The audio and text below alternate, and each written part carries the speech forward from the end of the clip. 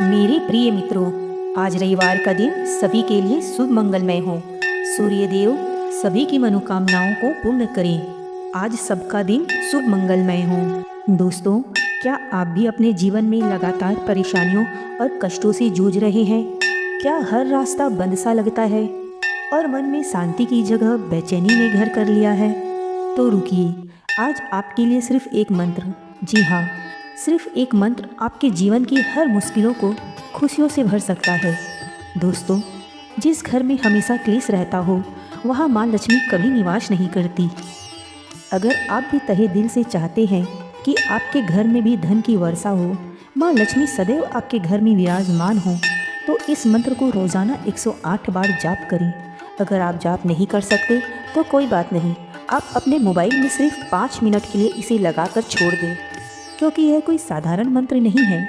यह है क्लेश नाशक मंत्र, जो आपको हर परेशानी से मुक्ति दिलाएगा। दोस्तों, आपने अभी तक अगर हमारी वीडियो को लाइक और चैनल को सब्सक्राइब नहीं किया है तो तुरंत कर ले और चलिए ध्यानपूर्वक इस पावरफुल मंत्र को सुनते हैं, ताकि सूर्य देव की कृपा आप पर सदैव बनी रहे और माँ लक्ष्मी का निवास आपके घर में सदैव किए रहे। कृष्णाय वासुदेवाय हरये परमात्मने प्रणतक्लेशनाशाय गोविन्दाय नमो नमः। कृष्णाय वासुदेवाय हरये परमात्मने प्रणतक्लेशनाशाय गोविन्दाय नमो नमः। कृष्णाय वासुदेवाय हरये परमात्मने प्रणतक्लेशनाशाय गोविन्दाय नमो नमः। कृष्णाय वासुदेवाय हरये परमात्मने प्रणतक्लेशनाशाय गोविन्दाय नमो नमः। कृष्णाय वासुदेवाय हरये परमात्मने प्रणतक्लेशनाशाय गोविन्दाय नमो नमः। कृष्णाय वासुदेवाय हरये परमात्मने प्रणतक्लेशनाशाय गोविन्दाय नमो नमः। कृष्णाय वासुदेवाय हरये परमात्मने प्रणतक्लेशनाशाय गोविन्दाय नमो नमः। कृष्णाय वासुदेवाय हरये परमात्मने प्रणतक्लेशनाशाय गोविन्दाय नमो नमः। कृष्णाय वासुदेवाय हरये परमात्मने प्रणतक्लेशनाशाय गोविन्दाय नमो नमः। कृष्णाय वासुदेवाय हरये परमात्मने प्रणतक्लेशनाशाय गोविन्दाय नमो नमः। कृष्णाय वासुदेवाय हरये परमात्मने प्रणतक्लेशनाशाय गोविन्दाय नमो नमः। कृष्णाय वासुदेवाय हरये परमात्मने प्रणतक्लेशनाशाय गोविन्दाय नमो नमः। कृष्णाय वासुदेवाय हरये परमात्मने प्रणतक्लेशनाशाय गोविन्दाय नमो नमः। कृष्णाय वासुदेवाय हरये परमात्मने प्रणतक्लेशनाशाय गोविन्दाय नमो नमः।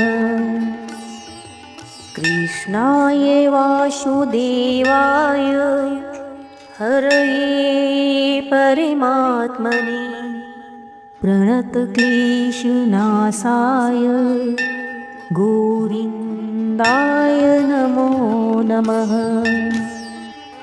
कृष्णाय वासुदेवाय हरये परमात्मने प्रणतक्लेशनाशाय गोविन्दाय नमो नमः। कृष्णाय वासुदेवाय हरये परमात्मने प्रणतक्लेशनाशाय गोविन्दाय नमो नमः। कृष्णाय वासुदेवाय हरये परमात्मने प्रणतक्लेशनाशाय गोविन्दाय नमो नमः। कृष्णाय वासुदेवाय हरये परमात्मने प्रणतक्लेशनाशाय गोविन्दाय नमो नमः। कृष्णाय वासुदेवाय हरये परमात्मने प्रणतक्लेशनाशाय गोविन्दाय नमो नमः। कृष्णाय वासुदेवाय हरये परमात्मने प्रणतक्लेशनाशाय गोविन्दाय नमो नमः।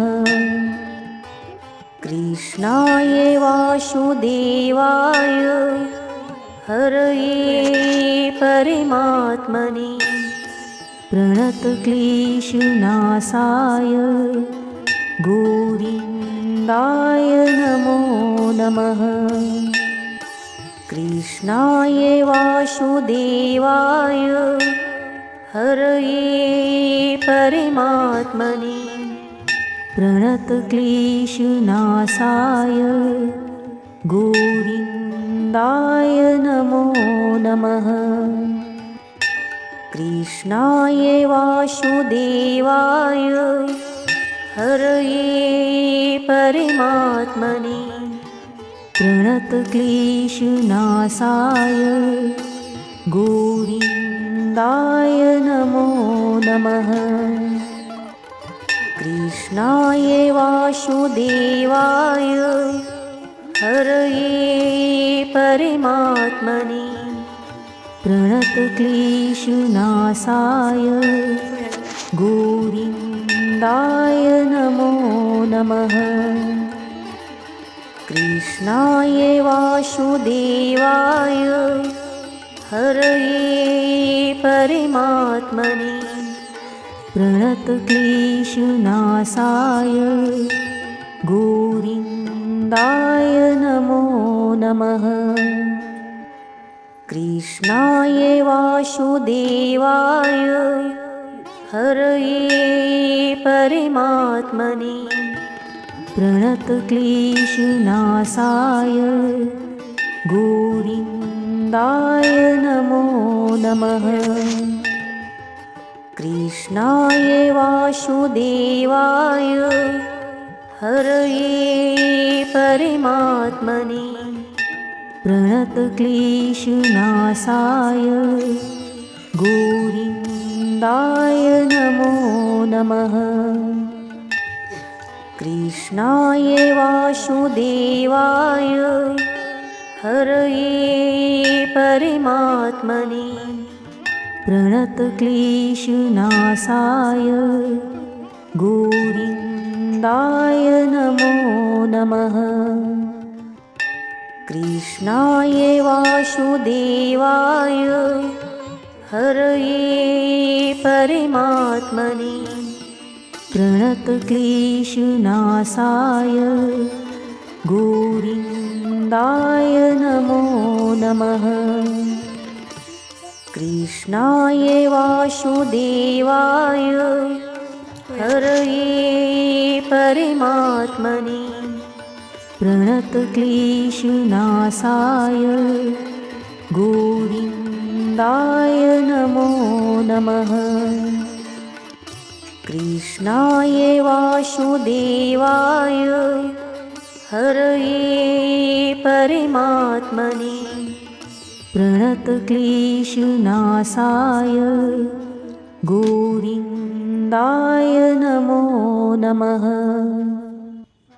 कृष्णाय वासुदेवाय हरये परमात्मने प्रणतक्लेशनाशाय गोविन्दाय नमो नमः।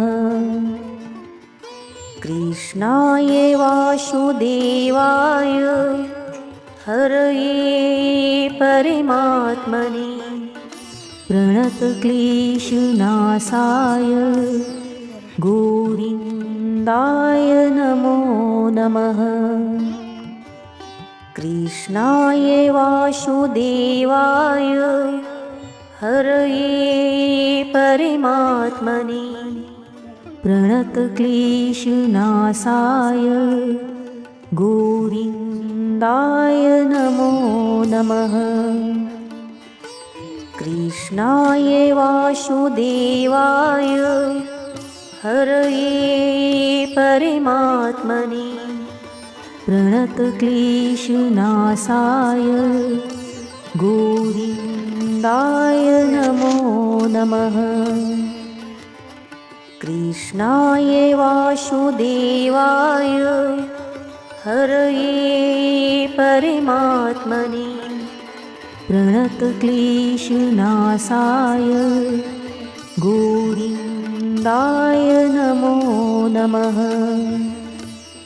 कृष्णाय वासुदेवाय हरये परमात्मने प्रणतक्लेशनाशाय गोविन्दाय नमो नमः। कृष्णाय वासुदेवाय हरये परमात्मने प्रणतक्लेशनाशाय गोविन्दाय नमो नमः। कृष्णाय वासुदेवाय हरये परमात्मने प्रणतक्लेशनाशाय गोविन्दाय नमो नमः। कृष्णाय वासुदेवाय हरये परमात्मने प्रणतक्लेशनाशाय गोविन्दाय नमो नमः। कृष्णाय वासुदेवाय हरये परमात्मने प्रणतक्लेशनाशाय गोविन्दाय नमो नमः। कृष्णाय वासुदेवाय हरये परमात्मने प्रणतक्लेशनाशाय गोविन्दाय गोविन्दाय नमो नमः। कृष्णाय वासुदेवाय हरये परमात्मने प्रणतक्लेशनाशाय गोविन्दाय नमो नमः। कृष्णाय वासुदेवाय हरये परमात्मने प्रणतक्लेशनाशाय गोविन्दाय नमो नमः। कृष्णाय वासुदेवाय हरये परमात्मने प्रणतक्लेशनाशाय गोविन्दाय नमो नमः। कृष्णाय वासुदेवाय हरये परमात्मने प्रणतक्लेशनाशाय गोविन्दाय नमो नमः।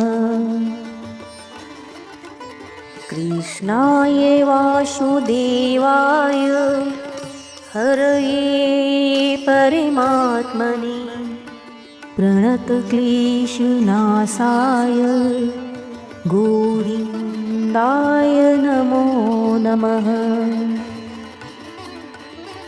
कृष्णाय वासुदेवाय हरये परमात्मने प्रणतक्लेशनाशाय गोविन्दाय नमो नमः। कृष्णाय वासुदेवाय हरये परमात्मने प्रणतक्लेशनाशाय गोविन्दाय नमो नमः। कृष्णाय वासुदेवाय हरये परमात्मने प्रणतक्लेशनाशाय गोविन्दाय नमो नमः। कृष्णाय वासुदेवाय हरये परमात्मने प्रणतक्लेशनाशाय गोविन्दाय नमो नमः। कृष्णाय वासुदेवाय हरये परमात्मने प्रणतक्लेशनाशाय गोविन्दाय नमो नमः। कृष्णाय वासुदेवाय हरये परमात्मने प्रणतक्लेशनाशाय गोविन्दाय नमो नमः। कृष्णाय वासुदेवाय हरये परमात्मने प्रणतक्लेशनाशाय गोविन्दाय नमो नमः। कृष्णाय वासुदेवाय हरये परमात्मने प्रणतक्लेशनाशाय गोविन्दाय नमो नमः।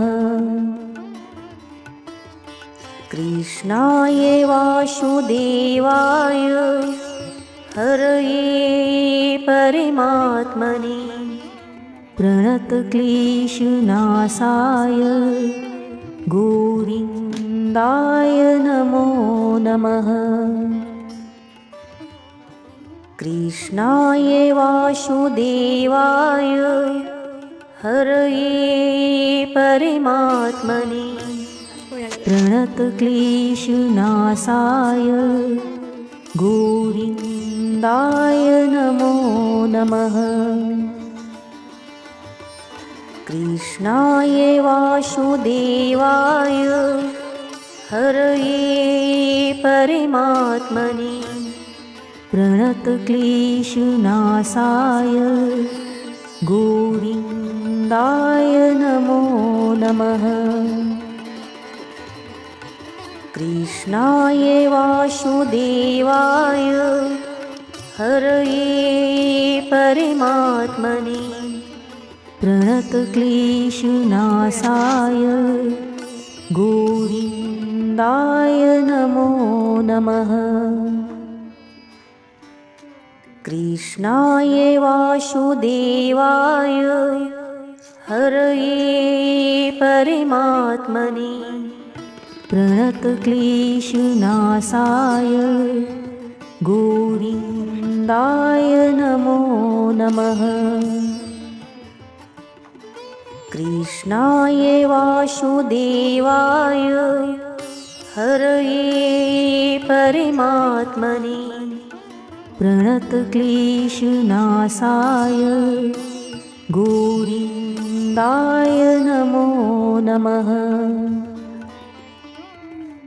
कृष्णाय वासुदेवाय हरये परमात्मने प्रणतक्लेशनाशाय गोविन्दाय नमो नमः। कृष्णाय वासुदेवाय हरये परमात्मने प्रणतक्लेशनाशाय गोविन्दाय नमो नमः। कृष्णाय वासुदेवाय हरये परमात्मने प्रणतक्लेशनाशाय गोविन्दाय नमो नमः। कृष्णाय वासुदेवाय हरये परमात्मने प्रणतक्लेशनाशाय गोविन्दाय नमो नमः।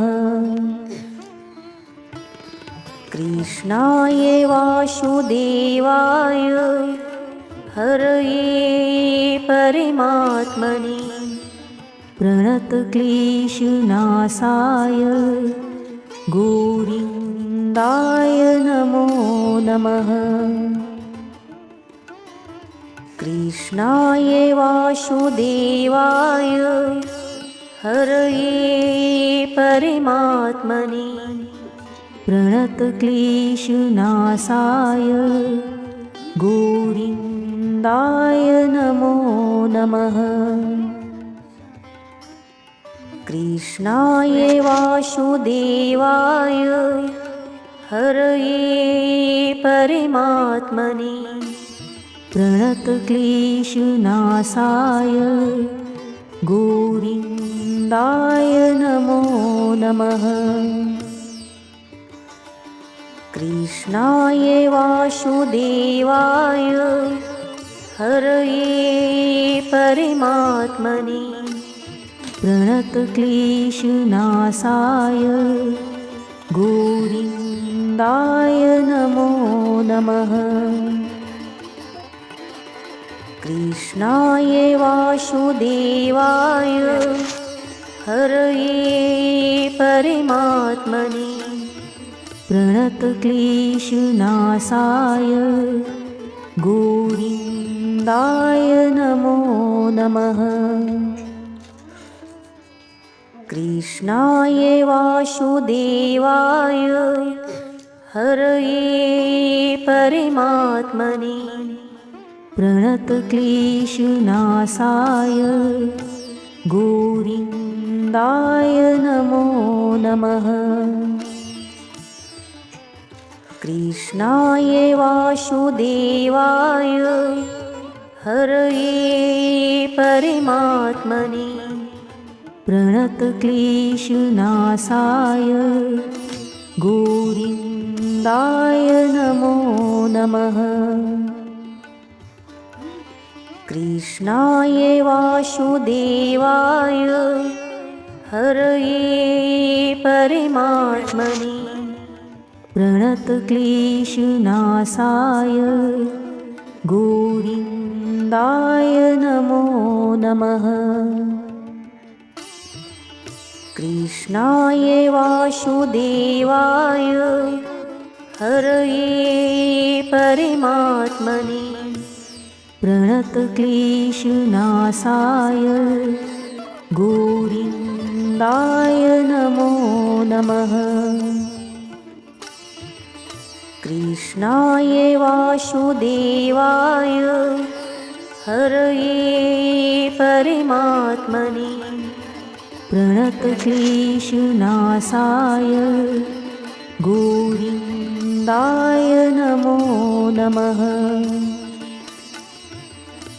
कृष्णाय वासुदेवाय हरये परमात्मने प्रणतक्लेशनाशाय गोविन्दाय नमो नमः।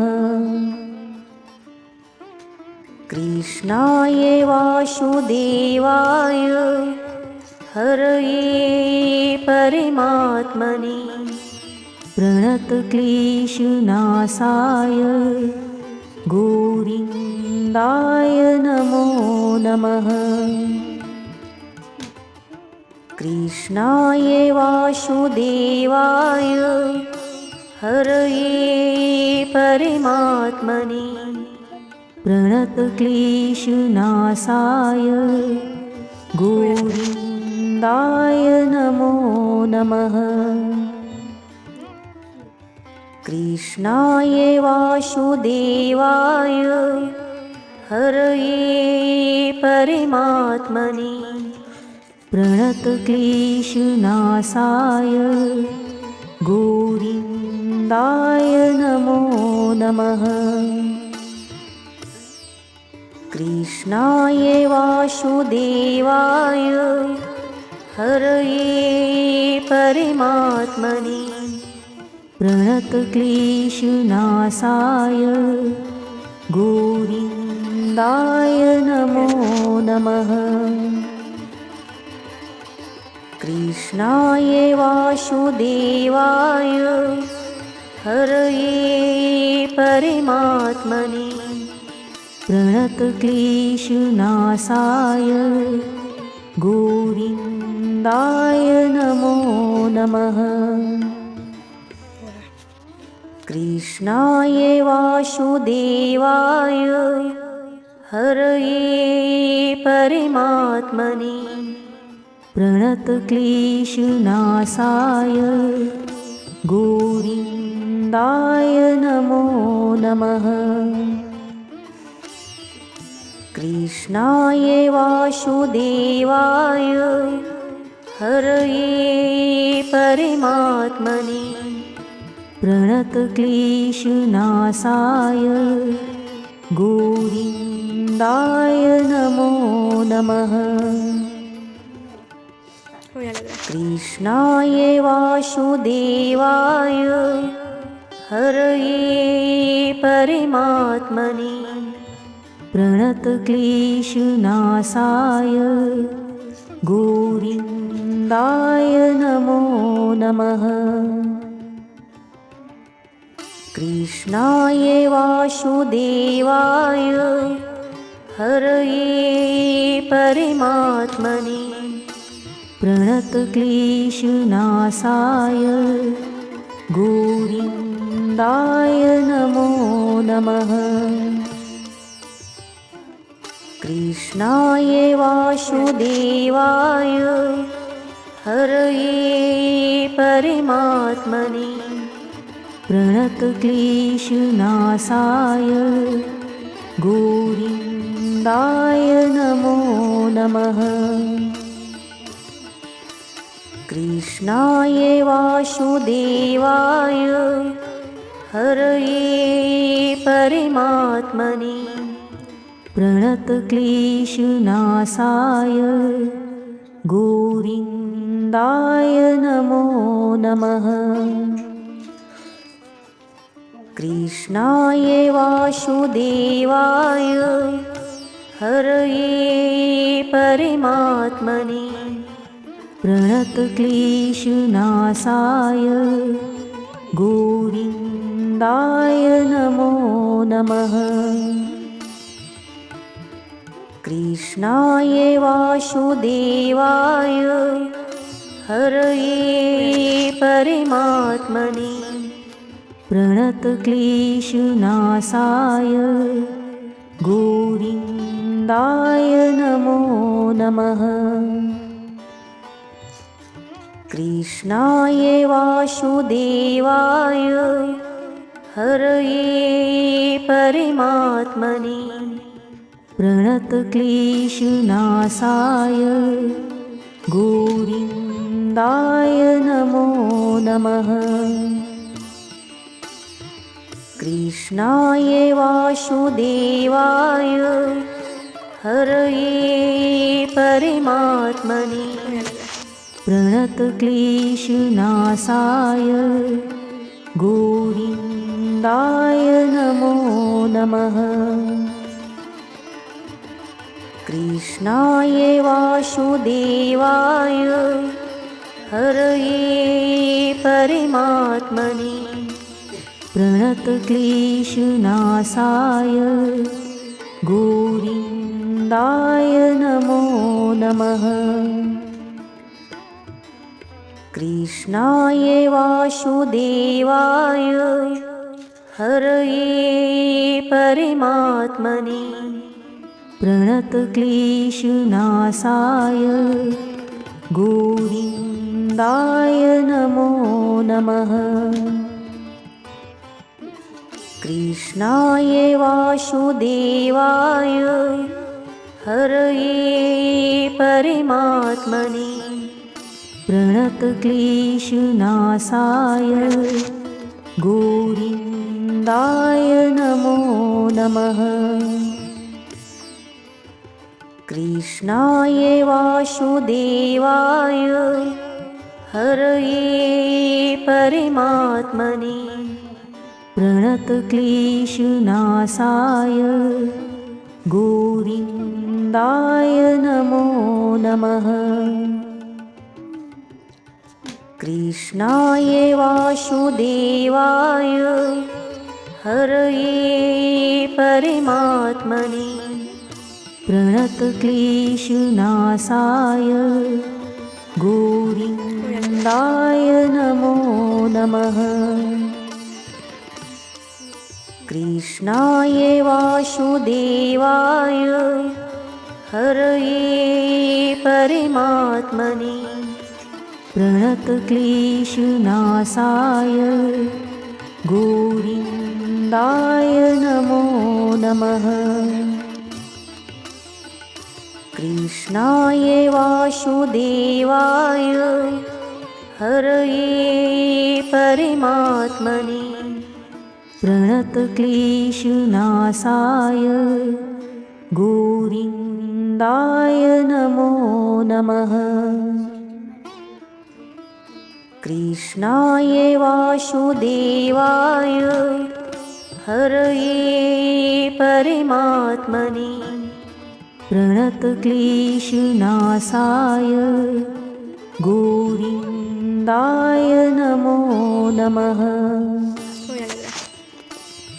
कृष्णाय वासुदेवाय हरये परमात्मने प्रणतक्लेशनाशाय गोविन्दाय नमो नमः।